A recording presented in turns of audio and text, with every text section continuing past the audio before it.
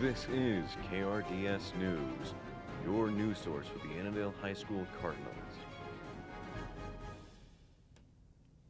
Happy Wednesday, Annandale High School. Welcome to KRDS News. I'm Amelia Clark. And I'm Emma Lillehog. Thanks for joining us this Wednesday for our weekly news updates and announcements.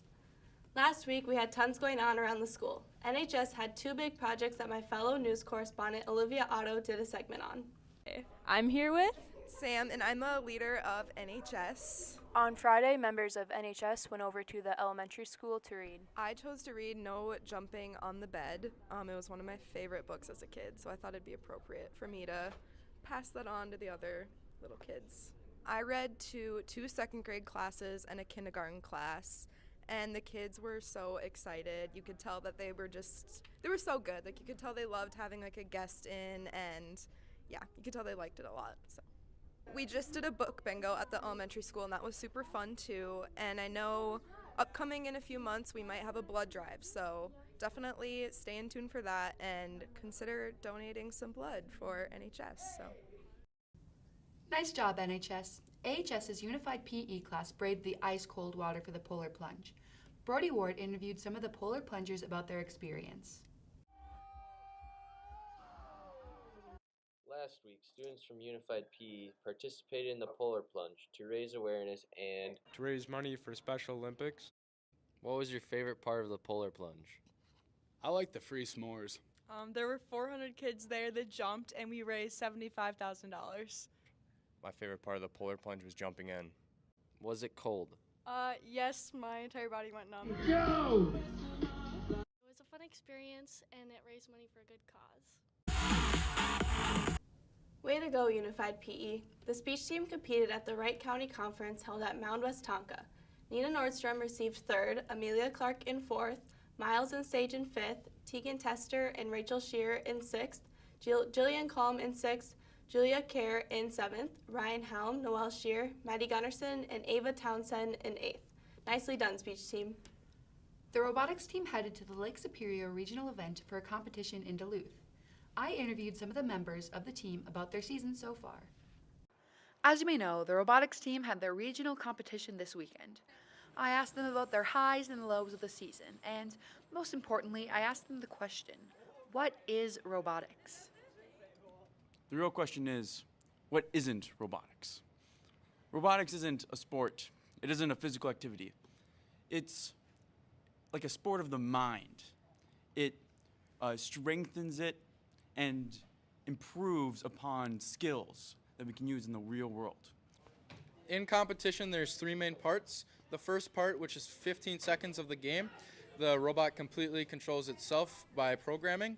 And then the next middle part is teleoperated, which the players control the robot to do its task. And then an end game, which picks how good you are. You climb, for this year, you climb monkey bars pretty much. Hi, I am Jenna. I am Drive Team Captain. Hi, I'm Mandara, and I'm Media and Marketing Captain. Hi, I'm Maya. I'm Safety Captain. Hi, I'm John Lovegren. I'm Programming Captain. Hey, I'm Luke. I am the Mechanical Captain. I'm Landon, and I'm Captain of Design. During kickoff, we are given a game, which is usually the first week of January. In this game, we have to design and plan to make the player to be the best at doing it. So essentially, our goal is to make a player that gets a D1 scholarship to Berkeley. One of my highlights from the season was going from scoring 3 cargo in a match to scoring 10 cargo in a single match, and then singing Happy Birthday to John at Old Chicago. My favorite part is when the parts I designed withheld the entire regional. I'd have to say that the most difficult thing about robotics is how creative you truly need to be. You don't have instructions. Sure, you kind of know how to make a base, but other than that, it's all up to you. The robotics team's next regional meet is the 24th through the 26th of March. Well done, robotics team. Now we have an interview with some of our lunch ladies about cooking here at AHS, brought to you by KRDS broadcasters Ryan Helm and Nina Nordstrom. Here at AHS, we have many jobs that go on in our school system. One that many know of but tend to forget about is the lunch ladies. From serving the food and cooking the food and preparing meals for even days ahead, let's get the scoop of what goes on here. Jessica, working on my 11th year. Terry Gunderson since 1995. Mary Rice since 2016. Deb, I'm on my 11th year. I'm Roseanne, and I have been here since 2004. I'm Jody Smith, and this is my 20th year with the district. The biggest challenge is getting the stuff that we actually order. A lot of things come on back order, and then it kind of leaves us running around trying to figure out what else we could make. We kind of all have our meals. Like I'm in charge of sub sandwiches, and there's others in charge of pizzas and hamburgers. So I like to do stuff on my cricket, go outside. I have lots of animals, so I like to spend a lot of time with them. That's what I do. I like wood carving. I'm learning how to play guitar. I like music. Roseanne and I were in a band together. I like anything with water related. I love the lake, the boats, anything like that. I like doing puzzles, I like reading, I love riding horse, and I like playing music. I just want to do house chores. You have to eat your fruit and vegetables. Every day. It's so hard to tell the people that, but you know, like we're under restriction. We have to follow orders too, and so that gets hard to relay across. You know, sometimes you feel like you're a pickle, but we like to be a pepper. When she's a pepper, you're a pepper. Wouldn't you like to be a pepper too? Often pop culture puts lunch ladies into a light that they could be sneer or rude, but in reality, when you get to know them, they can actually be genuinely good people. So we here at KRDS say thank you.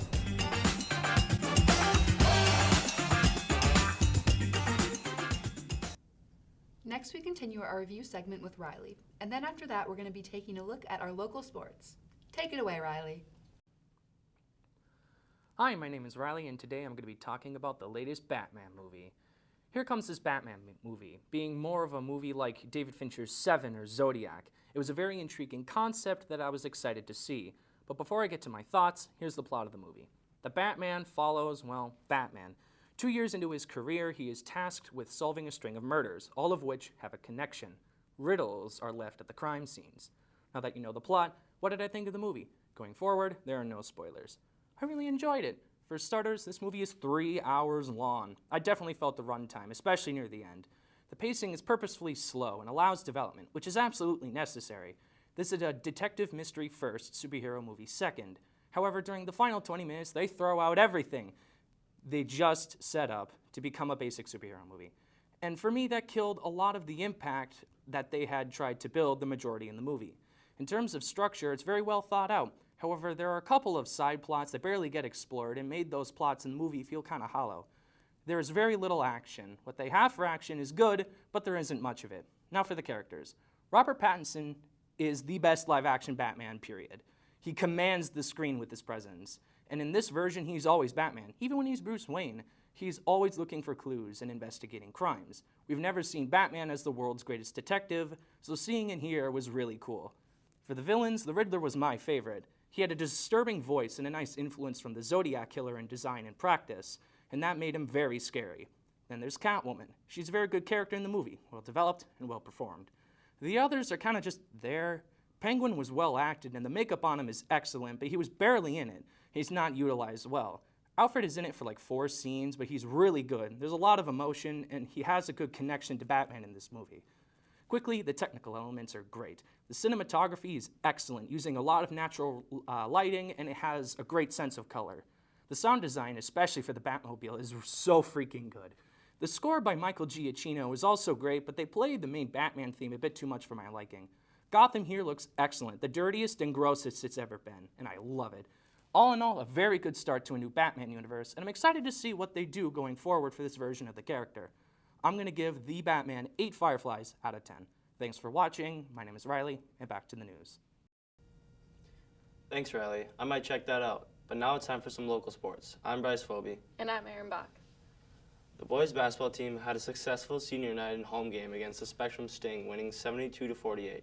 Now they are on the playoffs. First round against the Maple Lake Irish at home on Thursday.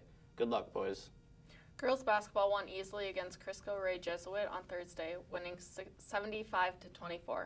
However, they had a tough game Saturday against the Maranatha Mustangs with a season-ending loss in the second round of playoffs, losing 60-56. Great season, girls, and thank you, seniors.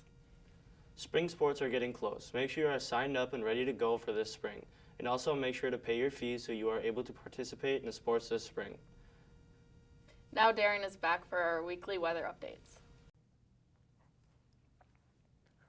What's up, guys? It's me again. Look at this beautiful sunrise behind me. Emily Heitkamp took this one. I'm your local weather boy D-Chunk, and this week we're starting out cold. Today it's not going to get too warm. It's going to be 19. Tomorrow it's going to get a little bit warmer. It's going to get up to 21. And then Friday we're going to drop a little bit lower down to 18. This weekend is supposed to pick up in the next week. Saturday is going to be brisk 30 degrees. Then we're going to really start warming up starting on Sunday with 39. And all next week we're supposed to get high temps. That's all for this week. If you guys want to be featured on my sunrise, if you send in a picture of a sunrise in the next week, I will give you a high five.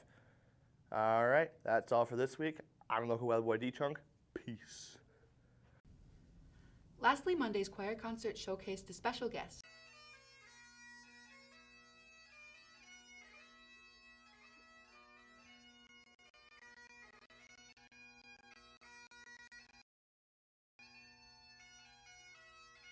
KRDS News. I'm Amelia. And I'm Emma. And as always, Go Cards.